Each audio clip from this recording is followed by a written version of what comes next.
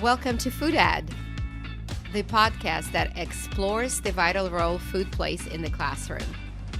Join us as we dive into the latest research, share best practices, and hear from experts in the field. Let's work together to create a school environment where every student can thrive. Hello, everybody. My name is 𝗪𝗏𝗏 𝗪𝗏𝗏. Welcome to the Food Ed podcast. So nice to see all of you again. I'll be your host for the Food Ed podcast today. And today we have Samantha Madrigal, who is the head of schools at the AmeriMont Academy. Hi, Sam. Nice to see you. Hi, nice to see you too. Thanks very much for coming. It is such a pleasure. Read your bio, super excited. Don't even know what to say first, but give us an overview, please, and give me some background, what you currently are doing, your passion, and your favorite food. Yeah. So I was born, obviously, to my parents. They started a AmeriMont Academy 23 years ago. They started it for me and my siblings because they just weren't very pleased with schools around. So I grew up in the early childcare industry. I started working right out of high school, and so I've been doing this for about the past 10 years. I took a little break, went to culinary school, found an absolute love for cooking. I am half Italian, or my dad would say Sicilian, because apparently there's a large difference. And half Dutch. And so I really like to go into my different roots and just really pull from that. And so I've always loved cooking. I've always loved entertaining, even as a little girl. And then with going to culinary school and just really finding that love and learning how to perfect and really learning how to be adventurous with it as well, was some of the biggest takes that I took from that time in school. And then I went right back into the education industry and have started really working hand in hand with our facilities and really working on helping children just be really well-rounded in all areas and adding more training and exposure for families about the impact of how different foods impact children.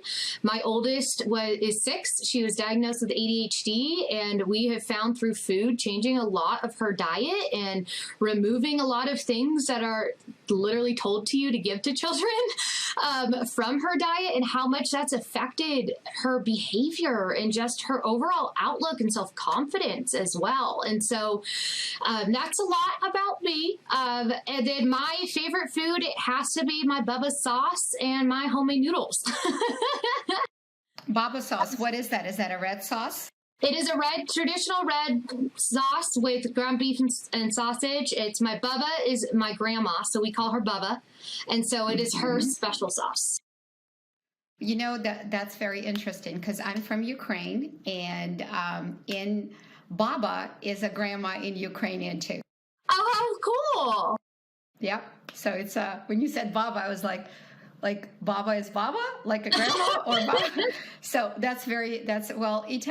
Italian. It's a culture, right? And very good. Tell me a little bit about the AmeriMont Academy school itself. Like, how many kids do you have? What are the grades?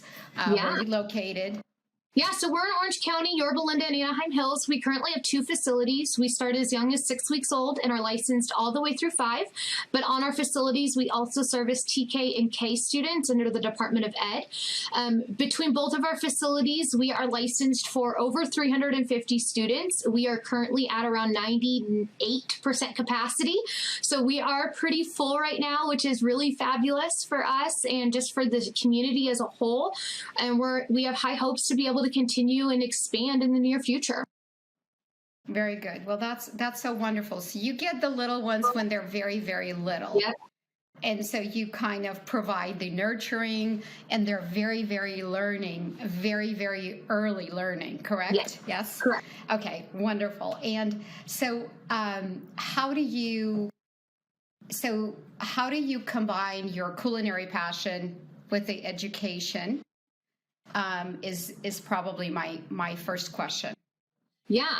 So the big part of it is teaching children first of all, just really listening to their bodies at that really young age. And so you'll hear us even with the infants talking throughout the day. So if it's time for their bottle, we're explaining to them what they're eating, explaining to them all throughout the day, and just constantly putting that voice into the back of their head and just really talking to them throughout the day.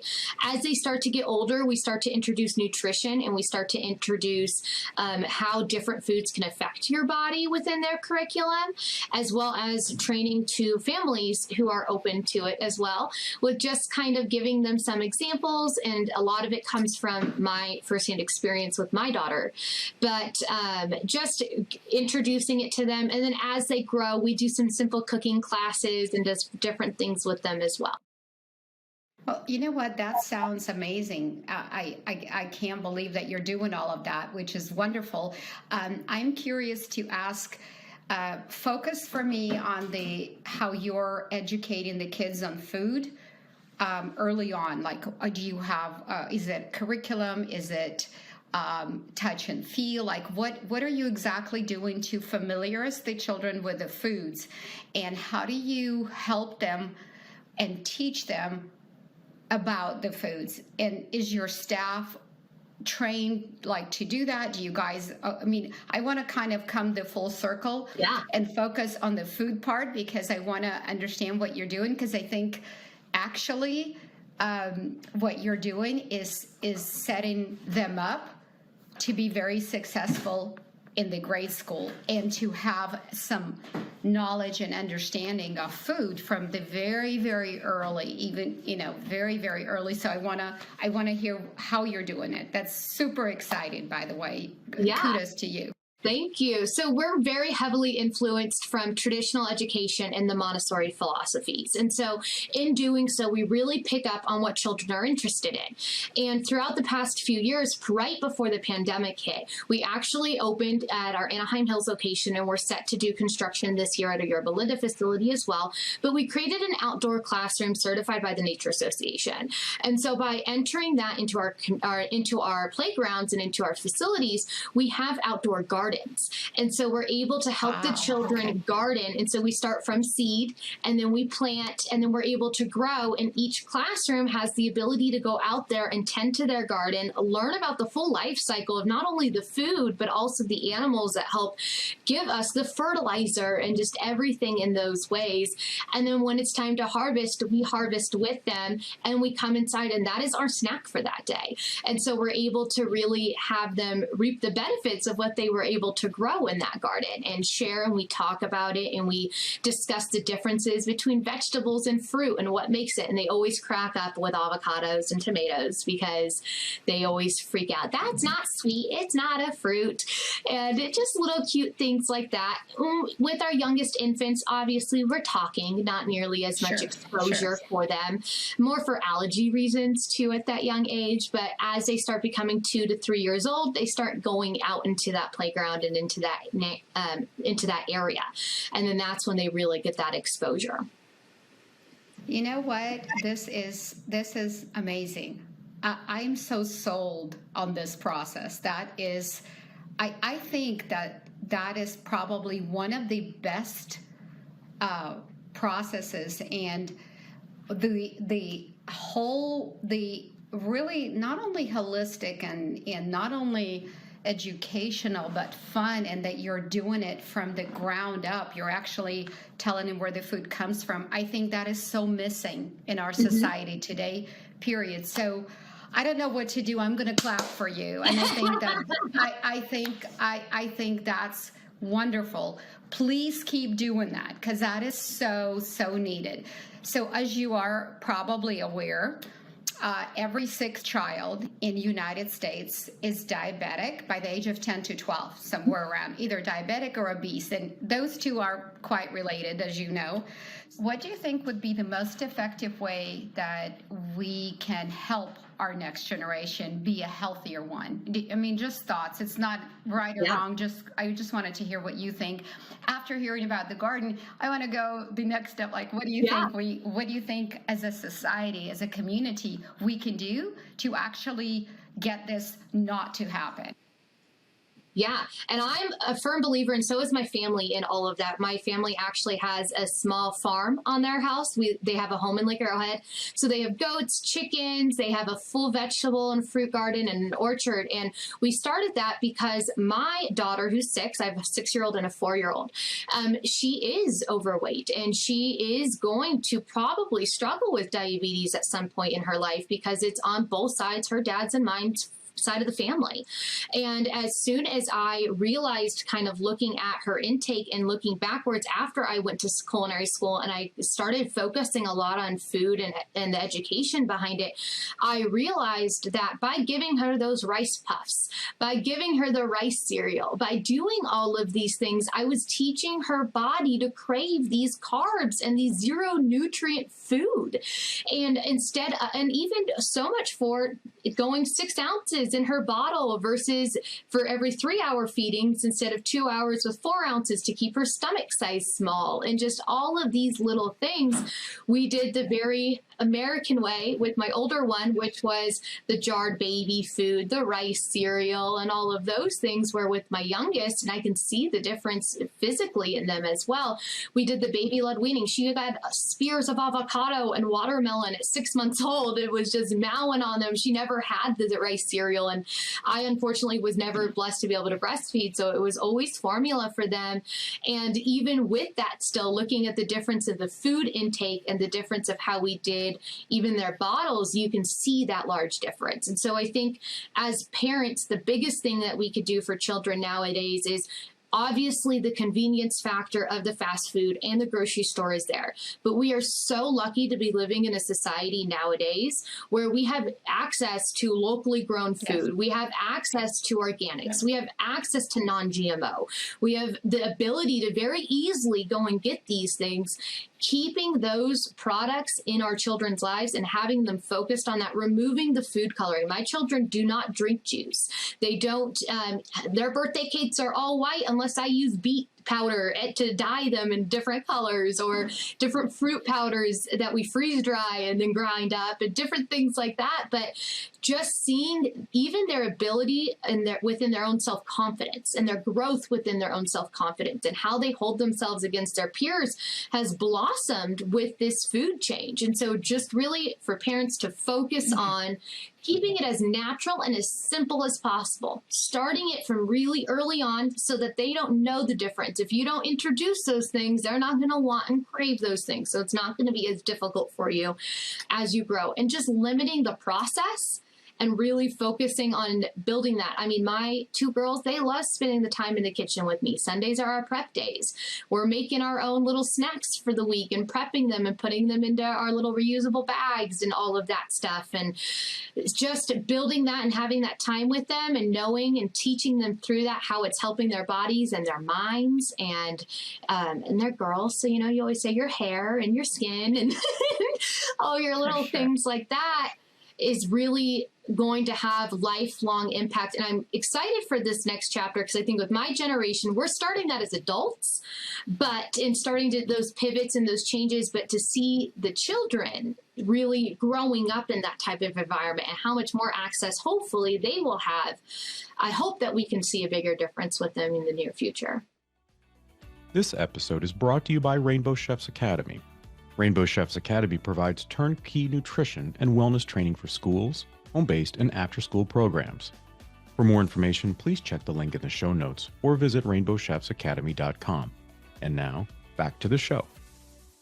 Well, you know what you really just described is kind of a concept which food is medicine. You know, if you think about it, right, you can think about food as tasty, colorful, but you could also think about food.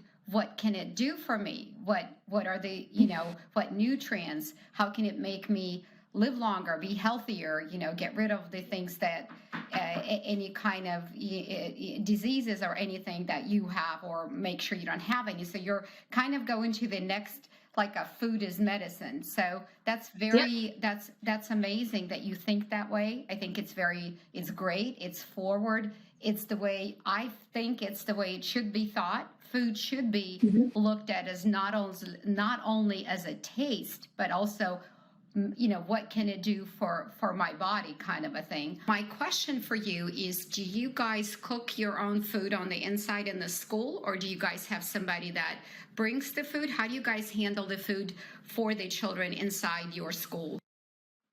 That is my biggest disappointment at this time, and really it lies with the state. And the issue is that the state of California says that if you offer food, you have to offer alternatives for all children's dietary needs. And I think a big part of what we're seeing nowadays with the impact of children's allergies has a lot to do with kind of everything else I just previously hit on. But with the mass amount of children allergies that we're seeing in child care centers nowadays, it's very, very limited to what we're able to offer them. So at AmeriMont Academy, we're very big components of following Title 22, which is the law code that we have to follow and enforce. And one of their regulations is that if you offer food, you have to have all these alternatives. I can't charge enough money to be able to afford all the different alternatives and keep them in stock and in rotation. So unfortunately, at this time, we have asked families to bring all their own food. That way, parents, one, have a bigger say in what their children eat, and two, we're able to help keep our costs down so that we're able to be more affordable for all families within our communities, which is a big impact. It is still a disappointment for me because I would love, and we had done this previously where we offered a lunch program that was 100% organic and it was made fresh every day from a chef that we brought on site. Yes. But when this regulation was starting to become really well enforced, we did have to remove that. Well, I think it's a disappointment not only to you. There's a lot of issues. It's actually up in Washington at the moment. As you know, there's a lot of things. I think everybody is going through a very hard time with the food chain, and I think that each school should use local farms to source their food from, so that way the food is fresh, it's organic, or it's locally grown, it's sustainable. So you're definitely you're definitely not the only one going through that. Imagine, bigger school districts, and I mean they're feeling what you're saying. So it would be great if, I hope this podcast can serve also as creating this educational coalition where, we can all do something about what we're seeing is happening and for things to get better.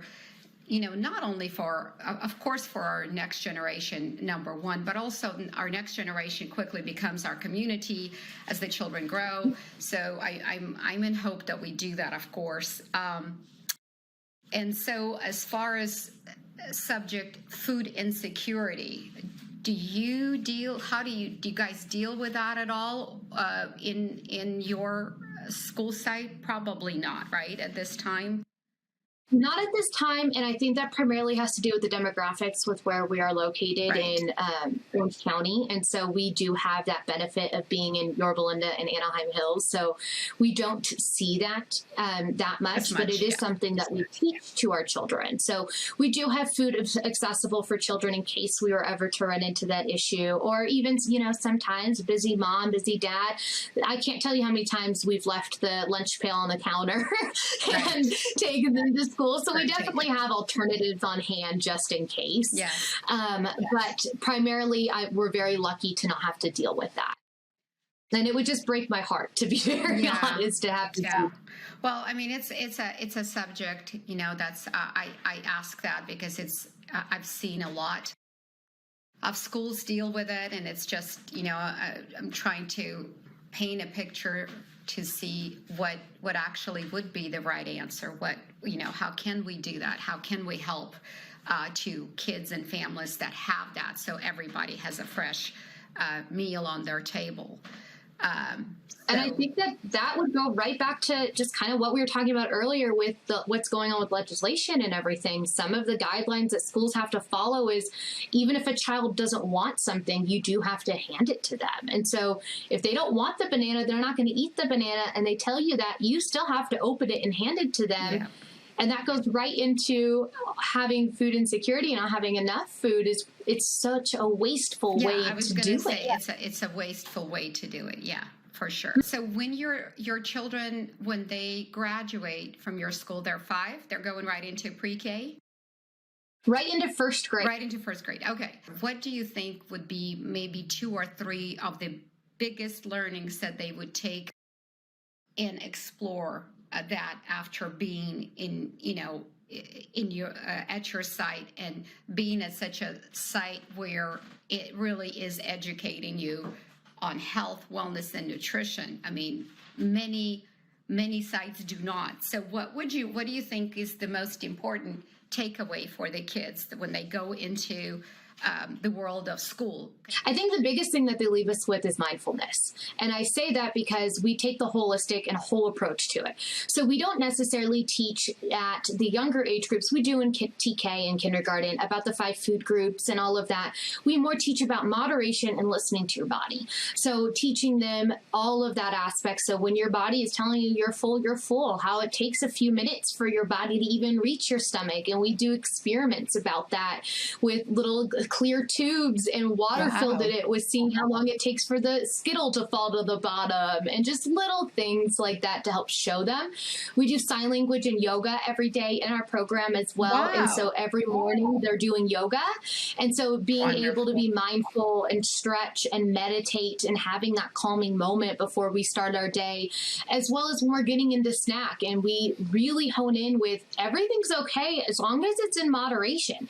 You're not going to have a cookie at a birthday party. And I'm one of those moms too. I'm very strict about what enters my house. I'm very strict about what I serve from my house. But if we're at the birthday party and they're serving pizza from Costco and a birthday cake from Vaughn's, I'm going to let them eat it. So it's more teaching the overall mindfulness of it and knowing, okay, everything's fine in moderation. We can have a piece of cake, but we're not also then going to have the ice cream. And so when they leave our program, I feel like, and I'm noticing this even just from my oldest, who's going to be graduating this year and entering into a first grade, she really has a good understanding of feeding your body stuff that is healthy and that it is fuel for your body. That food is, yes, you want to enjoy it because the taste is important, but the main goal for food is to fuel your body, just like gas in your car. Yeah. And understanding the mindfulness aspect of it and how that ties in with our yoga and our meditation and just being able to be productive and learning continuously throughout the day and knowing that you have a snack at this time so that we can be successful in math class, and we have lunch, and then we have PE so that your belly is full and your mind is prepared for PE, and just moving forward with that aspect. Yoga, meditation, health, wellness, and nutrition. I want to sign up for the school.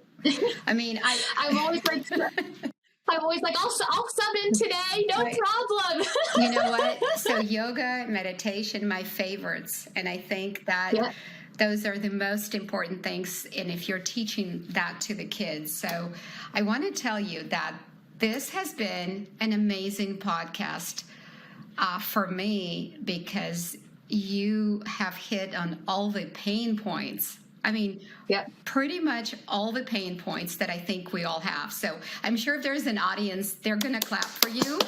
So I'm going to clap for you because I think that you're doing a wonderful job. I think that if every school had aspects of all of this, like this whole circle, every school, a little bit of yoga, a little, meditation, education on food, nutrition, gardening, I think our success would just it would plummet. So I applaud you. And I think that keep doing what you're doing. Do not go back in any capacity. Just keep forward. There's a lot going on where the problems that we have, it's up in Washington, the government, they're trying to change all of the dietary because they're now seeing this big rise in these diseases that affect kids for their entire life. So I'm glad that you're in this community making a difference. And it was really great to meet you. We're going to send you a backpack. Thank you. We're going to send you a backpack from Rainbow Chefs Academy. and it has all the little tools for the kids to cook with. So we're going to send that to you, and I want to thank you again. I'd love to be in touch and Yes. periodically have interviews like this so we can see where we're going. And again, thanks very much. And God bless you for doing what you're doing, and please keep at it, because we need all schools to do this. We really do, because I think that the impact is going to be extremely successful, and it'll be on a bigger scale. I wish there was, something that would guide schools and teachers how to do this, and there would be tools that they could use. I wish it was like a universal thing. So I'm hoping that Definitely. it'll happen for all of us soon. And again, thank you so much for your time. It was wonderful to meet you. Thank you so much for having me. It was a pleasure, and I loved just being able to speak about it. And thank you so much again for taking the time. Yes, take care. See you soon. You too. I'll be in touch. Bye-bye. Bye-bye. Thank you so much for listening. If you enjoyed this episode, please leave us a review on your favorite podcast platform and on YouTube. Let's work together to create a school environment where every student can thrive while becoming food educated together. We will see you next week on Food Ed.